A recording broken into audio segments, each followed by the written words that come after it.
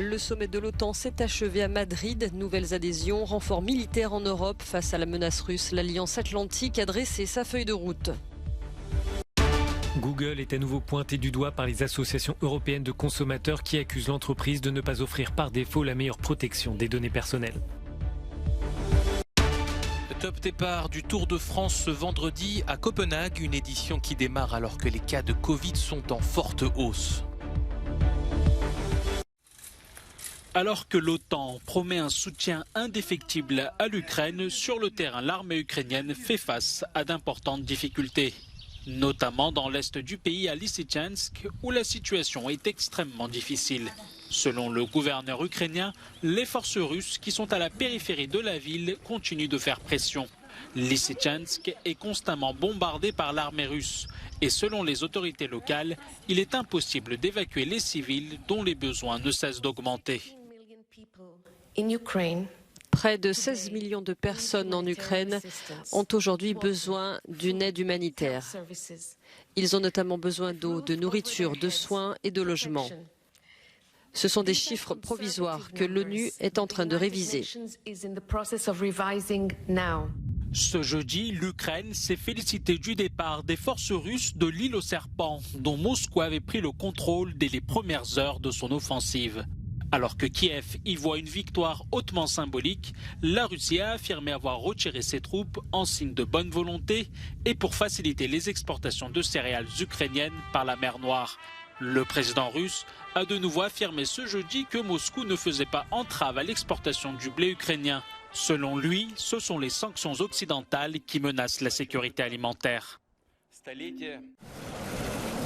La gravité sur le visage du secrétaire général de l'OTAN à l'issue d'un sommet qualifié d'historique à Madrid. Face à la menace russe, l'Alliance Atlantique se muscle. Dans un bref point de presse, Jens Stoltenberg a dressé le bilan d'une rencontre lourde d'enjeux.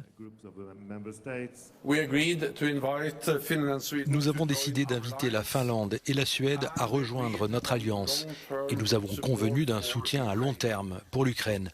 Nous avons approuvé le nouveau concept stratégique de l'OTAN. Nous avons décidé d'intensifier la lutte contre le changement climatique et de créer un nouveau fonds d'innovation doté d'1 milliard d'euros. Dans sa nouvelle feuille de route stratégique, l'OTAN présente la Russie comme la menace la plus significative et directe. Mais d'autres zones géographiques sont mentionnées, comme le rappelle le Premier ministre espagnol. Nous avons inclus une mention significative concernant le Sud, notamment la zone d'Afrique subsaharienne et du Sahel. C'est une des plus grandes préoccupations pour l'Europe et en particulier pour notre pays en raison de l'instabilité et des risques qui en découlent en termes de flux illégaux de migrants, de terrorisme, de crise alimentaire, de crise énergétique et aussi d'urgence climatique.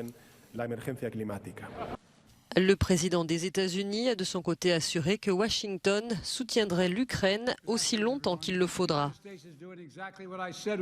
Les États-Unis font exactement ce que j'ai dit que nous ferions si Poutine envahissait l'Ukraine. Renforcer nos forces en Europe, avec plus de navires ici en Espagne, plus de défense aérienne en Italie et en Allemagne, plus de F-35 au Royaume-Uni et il y aura un nouveau quartier général permanent pour le 5e corps d'armée en Pologne. Il a également fait savoir que les États-Unis livreraient à l'Ukraine une nouvelle aide militaire représentant plus de 800 millions de dollars.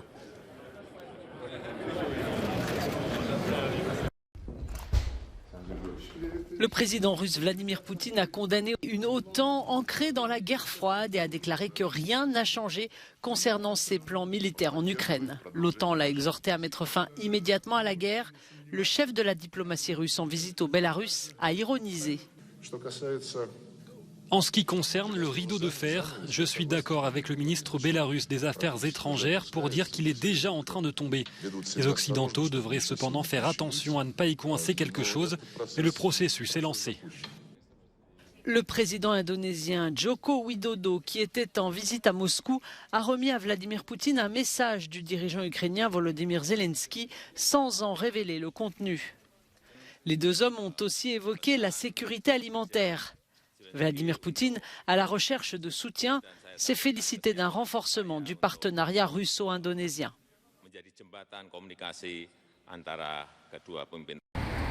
Google pousse les utilisateurs européens à accepter des options invasives concernant leurs données lorsqu'ils créent un compte auprès de l'entreprise.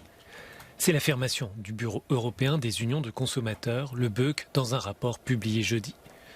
Selon le Règlement européen général de la protection des données, le RGPD, les entreprises doivent offrir par défaut aux utilisateurs l'option la plus facile et la plus protectrice.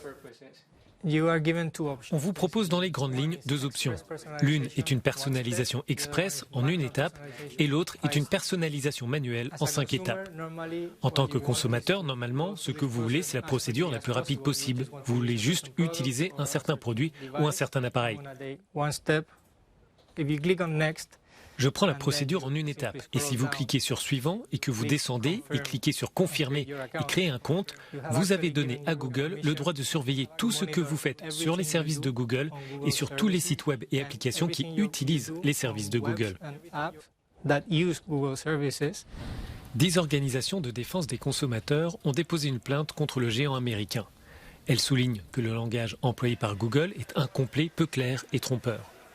Enfin, les associations rappellent que l'objectif de l'entreprise est d'obtenir les données des citoyens pour permettre à la société de faire fructifier son activité. Le modèle économique de Google repose sur la collecte et l'exploitation de ces données, des données personnelles à différentes fins, notamment à des fins de publicité ciblée, qui est la principale source de revenus de l'entreprise. L'affaire est désormais entre les mains de l'autorité irlandaise des données, car le siège européen de Google est en Irlande. L'entreprise a déjà été condamnée à plusieurs reprises pour des affaires de protection de ses informations personnelles. Le géant du web a reçu cette année une amende de 150 millions d'euros pour son refus d'agir sur les cookies.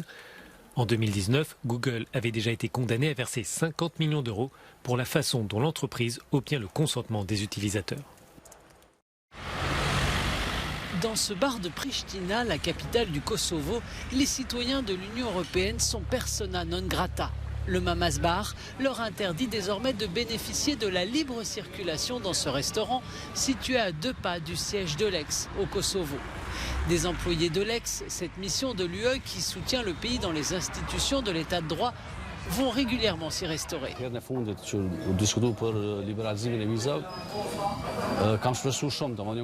C'est ma façon de protester contre la discrimination dont je suis victime, parce que je ne peux pas me déplacer librement. Notre peuple, nos jeunes, sont isolés.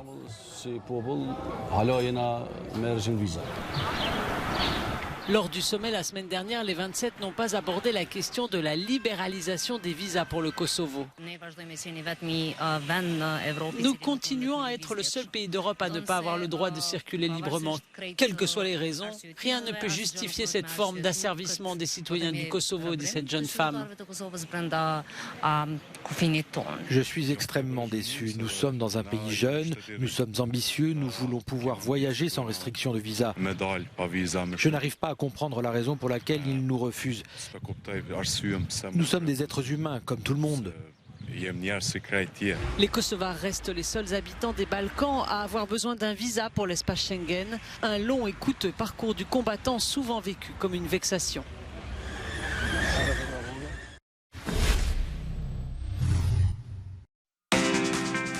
Le Tour de France 2022 démarre ce vendredi à Copenhague. La capitale danoise, royaume du vélo, se prépare à la veille du départ de la grande boucle.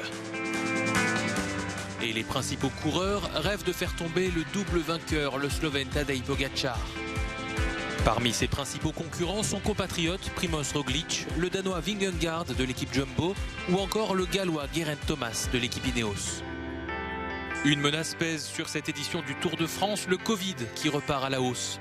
Le Russe Alexander Vlasov en garde un souvenir amer, contraint d'abandonner alors qu'il était leader du Tour de Suisse il y a quelques jours. Le directeur du Tour de France affirme que toutes les précautions sont prises. Nous allons distribuer 40 000 masques aux gens accrédités dès lors qu'ils approcheront des coureurs. Après, ce sont surtout des choses de bon sens, vous venez de le dire à l'instant, c'est-à-dire qu'effectivement on ne serre plus la main. Malheureusement, je ne pourrai toujours pas serrer la main des champions du Tour. C'est se laver les mains régulièrement, c'est être à distance pour les interviews, etc., voir les gens. Les coureurs soumis à des tests Covid retiennent leur souffle d'ici le début du Tour qui promet un grand spectacle jusqu'au sprint final sur les Champs-Élysées à Paris le 24 juillet prochain.